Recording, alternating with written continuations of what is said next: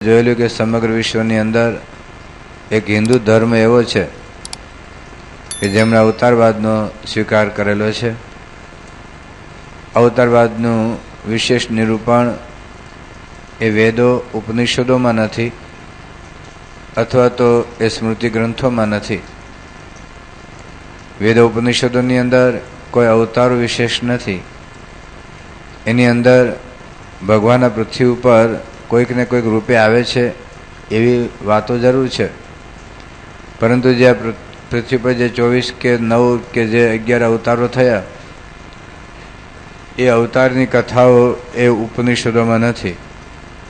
એનું કારણ એ છે કે વેદો ઉપનિષદો એ અવતારો થયા એની પહેલાં રચાયા છે. વેદ ઉપનિષદોનું જ્ઞાન તો નિત્ય છે. જ્યારે સૃષ્ટિનું સર્જન થયું એ જ વખતે ભગવાને બ્રહ્માના મુખ દ્વારા વેદો બોલાવડાવેલા છે, અને ત્યાર પછી અવતારો તો પછી થયા. એટલા માટે અવતાર કથા એ વેદો ઉપનિષદોમાં ન હોય એ સ્વાભાવિક છે. ઘણા લોકો એવું કહે છે કે અવતારોની વાતો ક્યાં વેદો ઉપનિષદોમાં છે, એ પાછળથી ઉપજાવી કાઢેલી વાતો છે, પૌરાણિકો વાતો છે, અને પુરાણ તો દ્રષ્ટાંત કથાઓ છે. એટલે દ્રષ્ટાંત કથા જેમ કાલ્પનિક હોય એમ અવતારો પણ કાલ્પનિક છે. વસ્તુતઃ એવું નથી. વેદોપનિષદોમાં અવતારોની વાત એટલા માટે નથી કારણ કે અવતારો આ બ્રહ્માંડમાં થયા એની પહેલાં વેદો ઉપનિષદોનું જ્ઞાન અપાયું છે. તો જેમ ગુણાતીતાનંદ સ્વામી કહ્યું કે જન્મ પહેલાં શાદી ક્યાંથી હોય, હજુ જન્મ જ ન હોય તો એના સસરાનું નામ એના વાઈફનું નામ કંઈ હોય તો જન્મ જ નથી થયો. એમ જે અવતારો તો પછી થયા, આ વેદો તો સૃષ્ટિની ઉત્પત્તિ સાથે જ બ્રહ્માના મુખ દ્વારા બોલાવડાવેલા છે ભગવાને. એટલે વેદો ઉપનિષદોમાં અવતાર ન હોય એનો અર્થ નથી કે અવતારવાદ ખોટો છે, કારણ કે પુરાણો એ ભગવાન વેદવ્યાસે લખેલા છે, અને ભગવાન વેદવ્યાસ એ 24 અવતારોમાંના એક અવતાર છે. સમગ્ર બધા જ હિન્દુઓ એ ભગવાન વેદવ્યાસનો સ્વીકાર કરે છે. આપણે જે ગુરુ પૂર્ણિમાનો ઉત્સવ છે એ વ્યાસ જયંતિનો ઉત્સવ છે. એટલે પ્રત્યેક હિન્દુઓ આદિગુરુ તરીકે વેદવ્યાસને સ્વીકારે છે.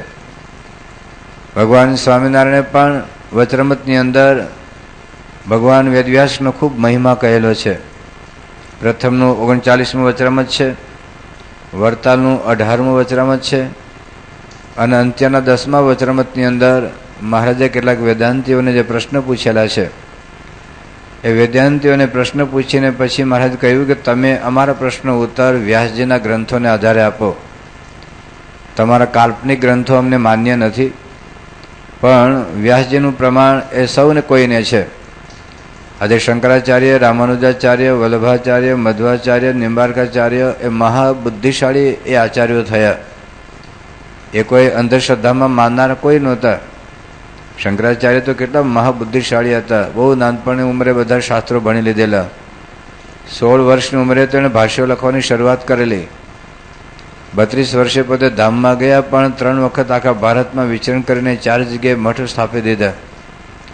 તો શંકરાચાર્યનો જે અદ્વૈત મત છે તો એ પણ વ્યાસજીના ગ્રંથોને આધારે ગીતા, બ્રહ્મસૂત્ર અને ઉપનિષદો.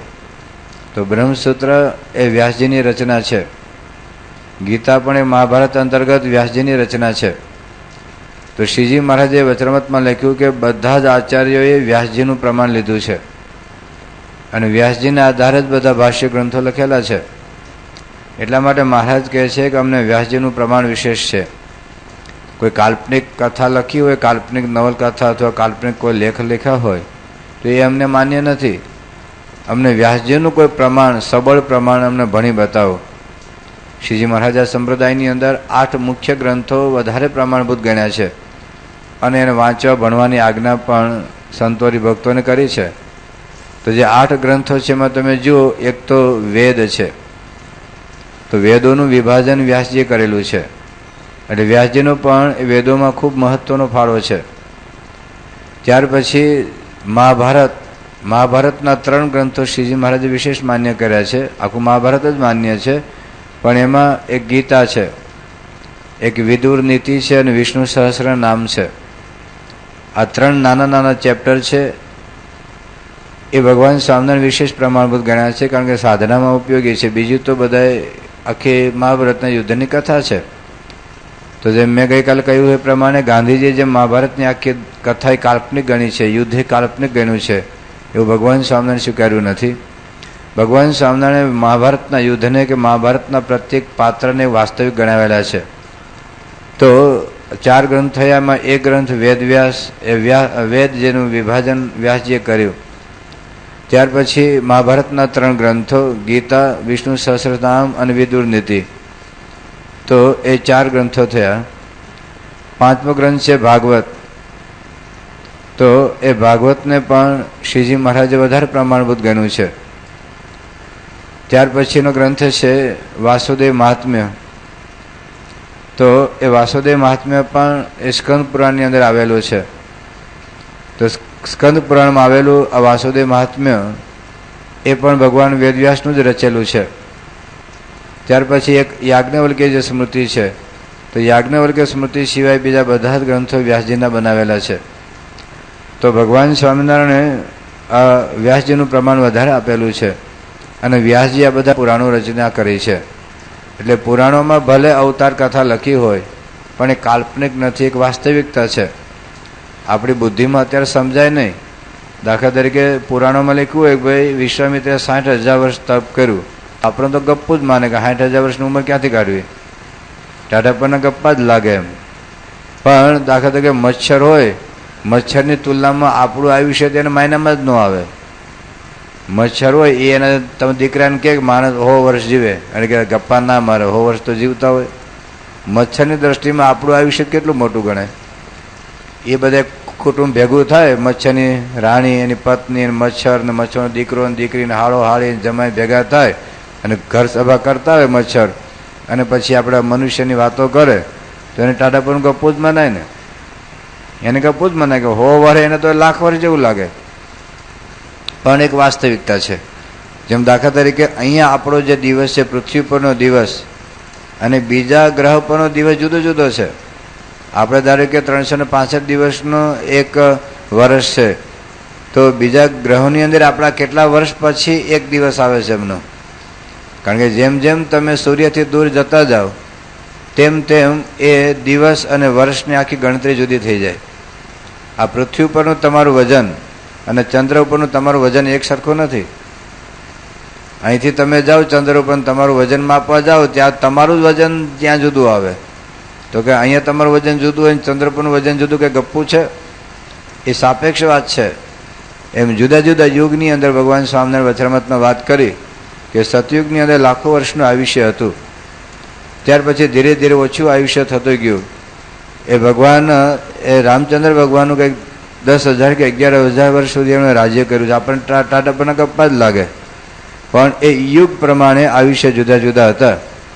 એમ આપણે જ્યારે આવી વાતો સાંભળીએ ને કે સૌભરી ઋષિ અને એકલશૃંગી ઋષિ આટલા 1000 વર્ષ સુધી તપ કર્યું, એટલે આપણા માયનામાં ન આવે એટલે બધું આપણને ગપ્પું જ લાગે. પણ બધું આપણા માયનામાં આવતું નથી. એ વખતનો યુગ, એ વખતનું સ્થાન જોવું પડે. જેમ તમે અહીંનું વજન અને ચંદ્ર પરનું વજન એક નથી, જેમ સ્થાન જુદા છે એમ સમય પણ જુદા છે. તો સમય પ્રમાણે પહેલાં તો એવું લખ્યું ખાલી સંકલ્પ સૃષ્ટિ હતી, મૈથુનની સૃષ્ટિ હતી ને, સંકલ્પ કરે અને ખાલી દ્રષ્ટિ કરીને એ સંતાનો થયા છે. હવે આપણે તમે પેલી ક્લોનિંગ સિસ્ટમ આવી છે, એટલે ક્લોનિંગથી તો આપણે ત્યાં વેન રાજાના એ જ રીતે એના દીકરાનો જન્મ થયો છે. આપણને ટાઢાપણનું ગપ્પું જ બનાતું હતું. પણ અરે જે કાંઈ વાતો લખી છે એ આપણી બુદ્ધિમાં બેસે કે ન બેસે, ઘણું વખત આપણે અશક્ય જેવું જ લાગે કે આવું કંઈ હોય, પણ હોય એ આપણને ખ્યાલમાં ન આવે. તો ટૂંકમાં વાત એટલી છે કે ભગવાન વેદવ્યાસે જે પુરાણોમાં અવતાર કથા લખી છે એ અવતાર કથા સાચી છે, અને એ પ્રત્યેક અવતારો કોઈકના કોઈક કાર્ય નિમિત્તે પૃથ્વી પર આવેલા છે. ભગવાન સ્વામિનારાયણ બધા જ અવતારોનો એમણે પણ આ સ્વીકાર કરેલો છે કે અવતારો સાચા છે. શ્રીજી મહારાજે લોયાનું 4થું વચરામૃત, લોયાનું 7મું, લોયાનું 9મું, લોયાનું 11મું, લોયાનું 18મું, પંચાળાનું 4થું એ વચરામૃતની અંદર મહારાજે વાત કરી. મધ્યનું 42મું, મધ્યનું 64મું વચરામૃત શ્રીજી મહારાજે કહ્યું કે પૃથ્વી ઉપર જ્યાં જેવું કાર્ય કરવું હોય એવા કાર્યરૂપે ભગવાન પ્રગટ થાય. જેમ એક જ એક્ટર હોય, એ એક્ટર જુદા જુદા નાટકમાં જુદું જુદું પાત્ર ભજવે. ક્યારેક શેઠ થાય, ક્યારેક રાજા થાય, ક્યારેક નોકર થાય, અથવા તો ક્યારેક ભિખારી પણ બને. જે નાટકમાં જેવું પાત્ર હોય અને જેવા પાત્રને એને અગત્યતા સમજાણી હોય એ પ્રકારનો રોલ પોતે ભજવે. તો એવી રીતે ભગવાન જ્યારે જે રૂપે પ્રગટ થાય એ પોતે મત્સ્ય રૂપે આવે, કચ્છ રૂપે આવે, વરાહ રૂપે આવે, નૃસિંહ ભગવાન રૂપે આવે, કે પછી વામન રૂપે આવે, પરશુરામ રૂપે આવે, રામ રૂપે આવે કે કૃષ્ણ રૂપે આવે, દરેક વખતે કાર્ય જુદું જુદું હતું. તો જે વખતે જેવું કાર્ય હોય એવા રૂપે પોતે પ્રગટ થઈ અને ખાસ કરીને અસુરનો નાશ કરે, ભક્તોને રક્ષા કરે એ મુખ્ય હેતુ હોય છે. તો એ અવતારો બધા કોના છે એની વાત આપણે ગઈકાલે ભાગવત, વિષ્ણુ પુરાણ, મહાભારત એ બધાને આધારે કરી. તો ખરેખર જો આપણા ગ્રંથો વાંચીએ તો આપણને બહુ વાસ્તવિકતાની વાત આપણને ખબર પડે. શ્રીજી મહારાજે જે વચનામૃતમાં વાત કરી છે એ તો સર્વશાસ્ત્રનો સાર છે. તો સર્વશાસ્ત્ર આપણે વાંચવા કદાચ ન જઈએ તો પણ જે કંઈ શાસ્ત્રોમાંથી સાર કાઢીને આપણને આપેલો છે એ આપણે લઈ લેવું જોઈએ. જેમ આપણે ઘી લેવું હોય તો ના કે હું ગાય લાવું અને પછી એને ઘાસ ખવડાવું અને પછી એમાંથી દૂધ થાય અને પછી હું દહીં બનાવું અને પછી હું એનું વલોણું કરું અને પછી એ ઘી બને અને પછી હું ખાઉં. તો એ બધું તમે ઘેરે ઘેરે ક્યાં ગાયો રાખવાના છો? તો જ્યારે ઘી મળે છે તો લઈ લો. અત્યારે લાઇટ હોય કે હું એડિશનની લાઇટ ન વાપરું, હું મારી મેળે પોતાની લાઇટ બનાવું, મારી મેળે પોતાનું બલ્બ શોધું અને મારી મેળે સ્વિચ પહેલાં બનાવવું અને મારી મેળે પછી લાઇટ ફિટિંગ કરું અને મારી મેળે પંખો બનાવું અને પછી પંખાનો ઉપયોગ કરું. હવે બધા પોતાની મેળે બધું કરવા જાય તો શું થાય? એ શક્ય જ નથી. બીજાનું બનેલું આપણે ઉપયોગ કરીએ છીએ. આપણે ફ્રીજ કે ના હું મારું પોતાનું જ ફ્રીજ વાપરું, તો તમને ફ્રીજ આવડે જ બનાવતા? તો બીજાનું ફ્રીજ વાપરેલું વાપરવા માટે છાનું મને એ આપણે નહીં, એટલે એ આપણે બીજાનું બધું વાપરીએ છીએ. તો એમ બધું સંશોધન આપણે કરવાનું જરૂર નથી. ભગવાન સ્વામિનારાયણ બહુ જ પોતાની વિચક્ષણ બુદ્ધિથી અને સર્વશાસ્ત્રનો એક ઊંડાણથી એક તલસ્પર્શી અભ્યાસ કરીને એક વચનામૃત ગ્રંથ એવો એક અદ્ભુત આપેલો છે. તમે જે કોઈ વાંચશો તો ખબર પડશે કે વચનામૃતની અંદર જે ભગવાન સ્વામિનારાયણ આપ્યું છે અને એટલું બધું પ્રેક્ટિકલી આપ્યું છે અને એમાં એક શબ્દ ખોટો નથી. આ તો આપણે શાસ્ત્ર વાંચતા ન હોઈએ એટલે આપણને બધું લાગે કે આવું કંઈ હોય, પણ 100% વાત સાચી છે. તો ભગવાન સ્વામિનારાયણ જે અવતારવાદનો સ્વીકાર કર્યો છે એમાં લખ્યું કે વિષ્ણુ ભગવાનના જ અવતારો છે, વિરાટ નારાયણના જ અવતારો છે, જેની વાત આપણે ઘણા બધા ગઈકાલે શ્લોકોના નંબર આપેલા. અને વિશેષ જો જોવું હોય તો વચનામૃત રહસ્ય ભાગ 2 ની અંદર અવતારવાદનું આખું એક ચેપ્ટર છે. તો એની અંદર એ શ્લોક નંબર સહિત મૂળ શ્લોક પણ એની અંદર આપેલો છે અને એ કયા ગ્રંથની અંદર કયું એ ભાગવત પુરાણ કે મહાભારતની કઈ એડિશનની અંદર એ બધું પાછળ પરિશિષ્ટમાં આપેલું છે.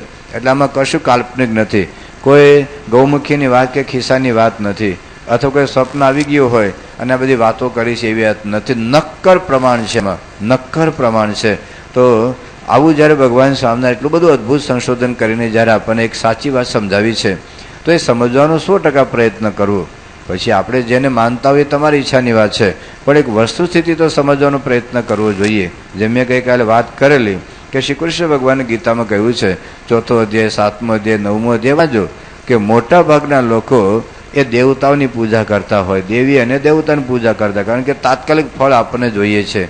આપણે તાવ આવતો હોય માતાજી પાસે જઈએ, દીકરો જોઈતો હોય તો માતાજી પાસે જોઈએ, નોકરી કંઈક જોઈતી હોય તો માતાજી પાસે કે આપણે તમે જાઓ, તમે ત્યાં અમારે સારંગપુરમાં આવો, હનુમાન દાદા પાસે કેટલા માણસો આવે, હજારો માણસો માનતા માનવા આવે.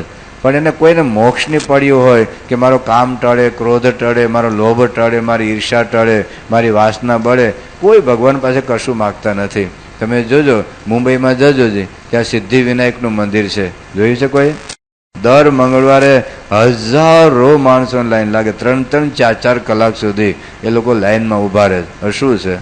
ખરેખર બધા મોક્ષ માટે ઊભા રહે છે, સિદ્ધિવિનાયક પાસે જાય છે કે આપણને સિદ્ધિ મળી જાય. બોલો, હકીકતમાં જો મોક્ષની વાત સમજાય ને, તમે જો મોક્ષની ઈચ્છા કરશો ને તો કોઈ પણ જગ્યાથી સાચી વાત સમજાઈ જશે. મોક્ષ માટે જો ઝંખના હોય તો આ અમરનાથ યાત્રામાં ગયા બધાય, જો કોઈને ટીકા નથી કરતો પાછો, જોજો પાછા, તો અમરનાથ યાત્રામાં બધા મોક્ષ માટે ગયા. અને એવું નહીં અહીં સ્વામિનારાયણ મંદિરમાં આવે છે કે બધા મોક્ષ માટે નથી આવતા.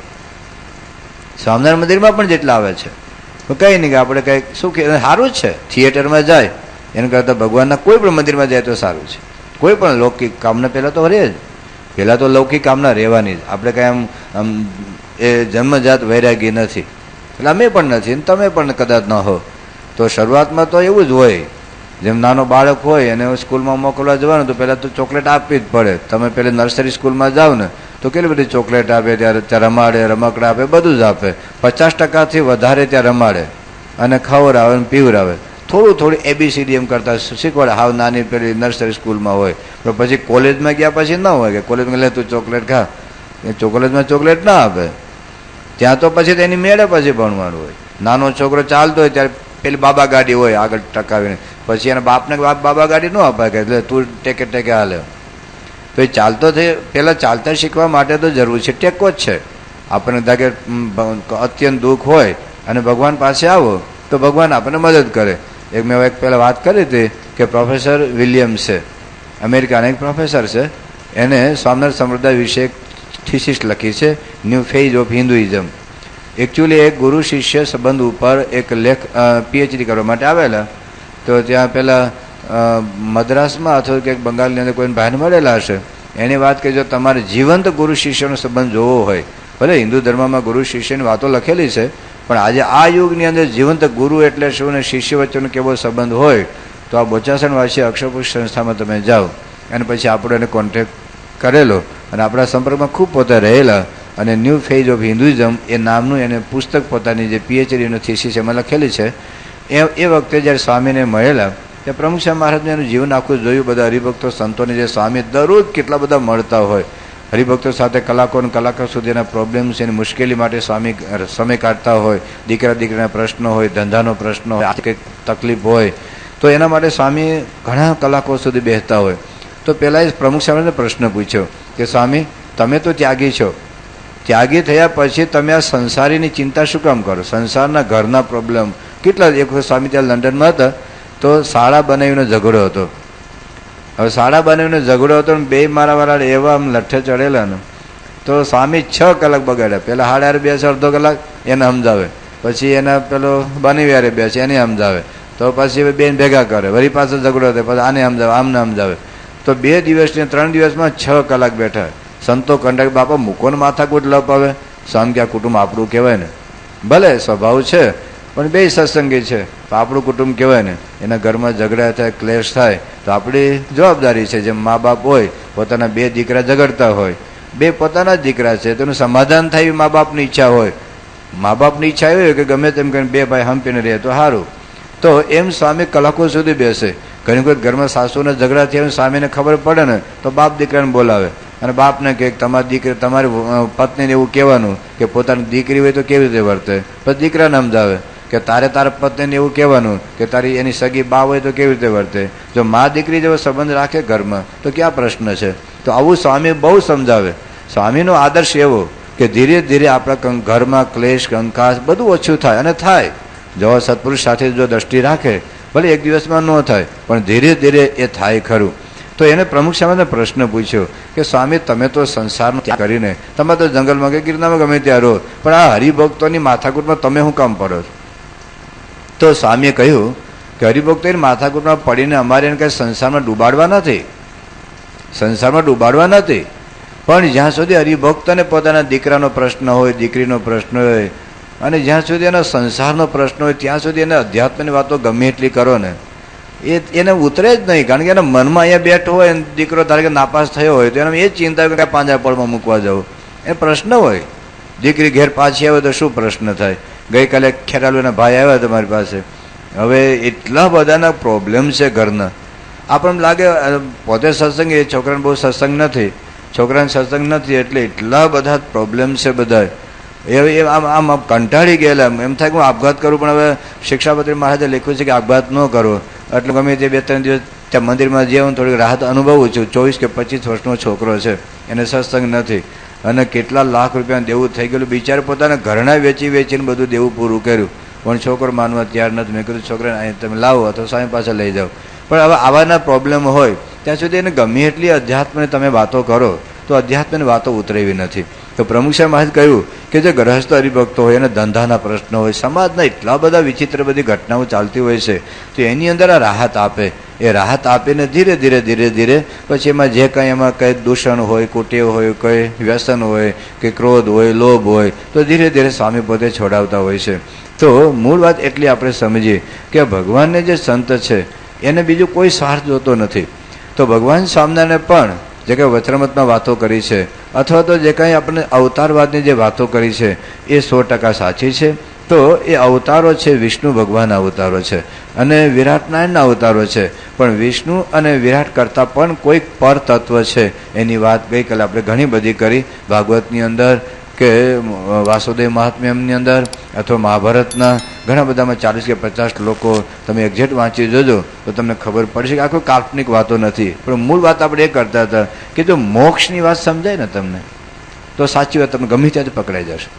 જો મોક્ષ માટે નીકળ્યા હોય તો અહીંયા તમે જોજો, ભલે તમે શરૂઆતમાં આપણે લૌકિક ઈચ્છા હોય, શરૂઆતમાં લોકો સ્વામી પાસે પણ લૌકિક ઈચ્છા હોય કે તકલીફ હોય કે દીકરો જેલમાં જ ગયો હોય તો ગમે તેમ કરીને શું થાય, કેવી રીતે છોકરો બચે, એ ભાવનાથી જ કદાચ આવતો હોય.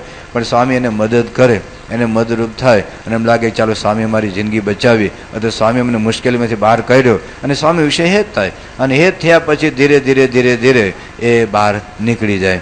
તો એનો હેતુ એવો હોય છે. પણ અંતરમાં પણ આ કથા વાર્તા સાંભળ્યા પછી ધીરે ધીરે ધીરે આપણે એક મારે કલ્યાણ કરવું છે, મોક્ષ જોઈ છે ને એ વાત સમજાઈ જશે ને તો ગુરુ તમને ખેંચી લેશે, પ્રમુખ સ્વામી ખેંચી લેશે તમને.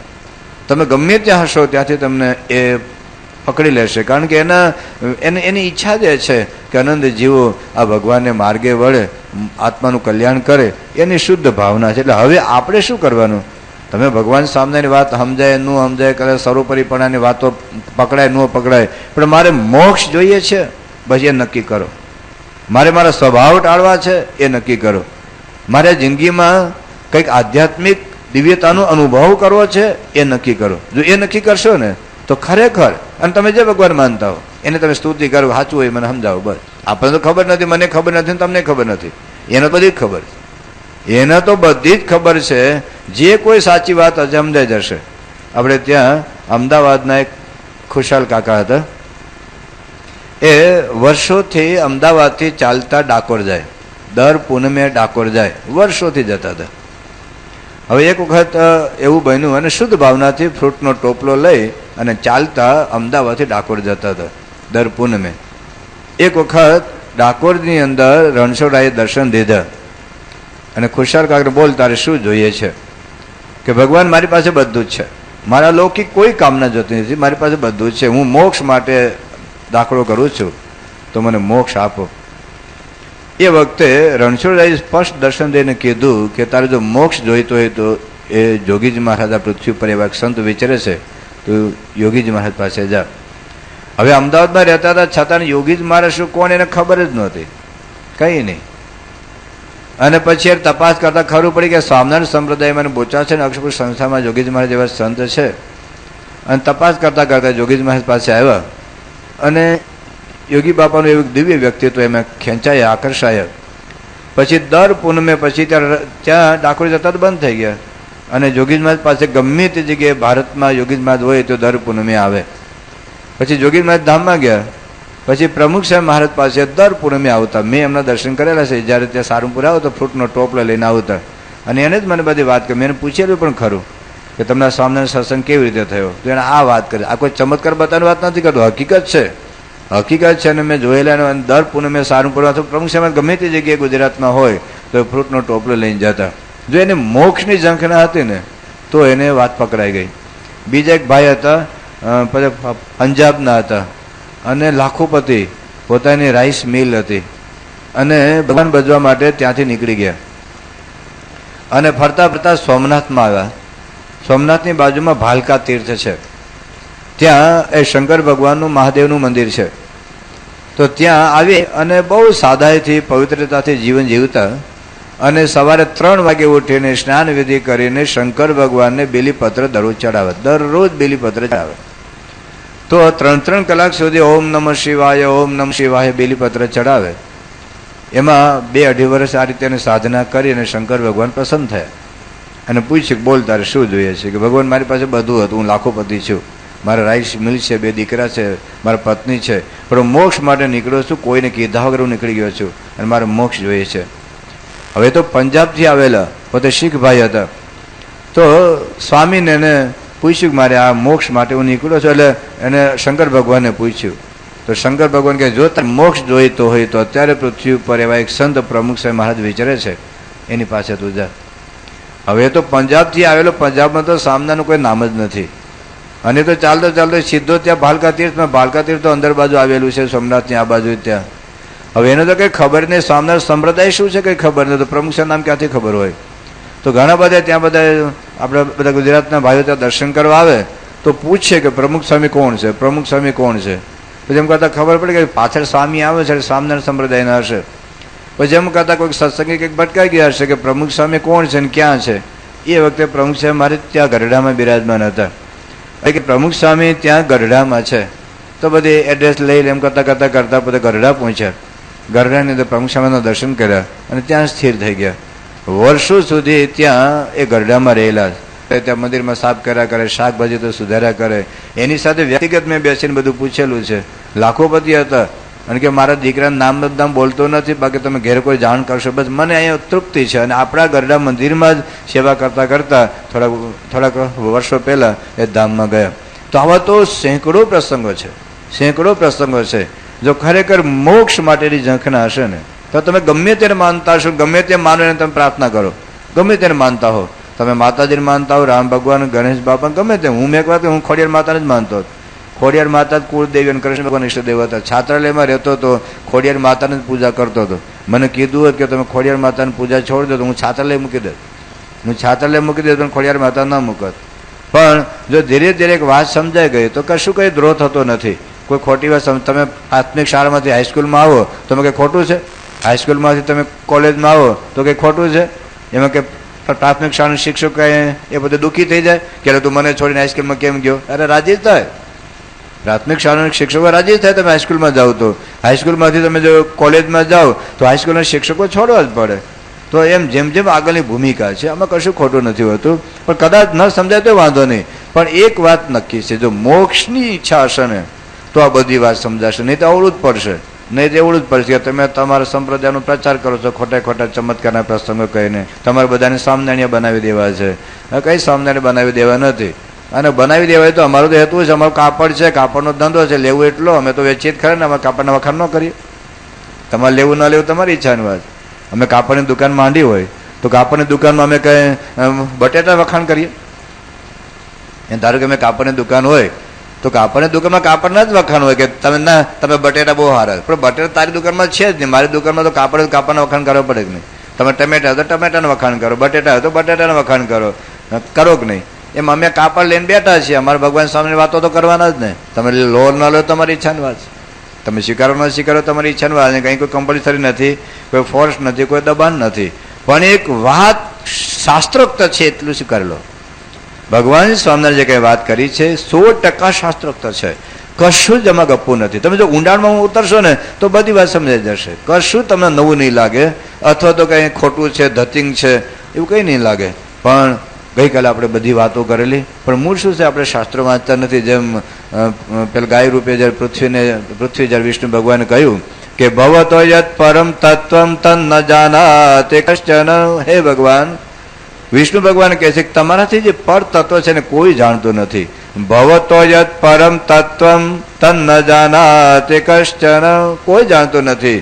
એટલે અવતારે શું યદરૂપમ, જે અવતારો પૃથ્વી પર આવે છે એને જ લોકો ભગવાન કરીને સ્વીકારી લે છે. તો ગીતામાં પણ આ વાત કરી કે બહુધા તો દેવી દેવતાઓને જ લોકો માનનારા છે. કારણ કે તાત્કાલિક ફળ મળે, તાત્કાલિક આપણે લૌકિક કામના હોય તો તાત્કાલિક લૌકિક કામના પૂરી થાય. કૃષ્ણ ભગવાન કહે છે કે મને તો બહુ ઓછા જમાને, મને તો બહુ ઓછા સમજે છે. કારણ કે ભગવાન કેટલા બધા અમુક તો માતાજીને તમે નામ ન સાંભળ્યા ને એવા માતાજી પ્રગટ થાય. તમે એક જો નવા માતાજી નામ આપી દો મંદિર બાંધી શરૂ કરો તો ચાલુ થઈ જાય. એક પેલો કાગળ આવતા ખબર છે અમુક કાગળ કે આ માતાજીને તમે જો 15 કાગળ લખશો તમને એટલો લાભ થશે, અને જો કાગળ ફાડી નાખશો તમને એટલું નુકસાન થશે. એવા કાગળ આવે જ કોઈને ત્યાં? આવે છે ને? એમાં તમે એવા કોઈ નવા માતાજી નામ પાડીને તમે કાગળ લખવાનું શરૂ કરો તો ચાલુ થઈ જાય. બોલો, ચાલુ જ થઈ જાય તો સારું જ. આપણે કંઈ ના નથી. પણ શાસ્ત્રમાં કેટલી માતાજીની વાત છે.